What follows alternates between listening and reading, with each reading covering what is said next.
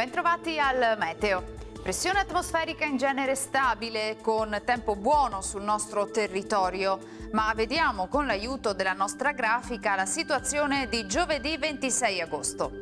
Sul Veneto sarà una giornata ampiamente soleggiata, in pianura cielo sereno o al più poco nuvoloso.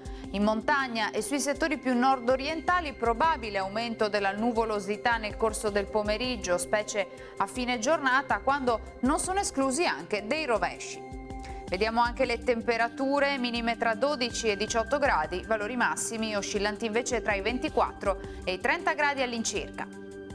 Ci spostiamo ora sul Friuli Venezia Giulia, anche qui tanto sole come vediamo un po' su tutti i settori, qualche addensamento sui rilievi con occasionali temporali associati. Temperature minime tra 14 e 17 gradi, massime oscillanti invece tra i 25 e i 28 gradi.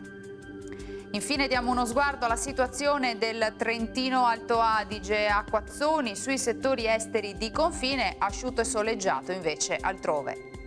Temperature minime intorno ai 14 gradi, massime sui 28 all'incirca. Dal meteo per ora è tutto, vi auguro come sempre un buon proseguimento in compagnia di Antena 3.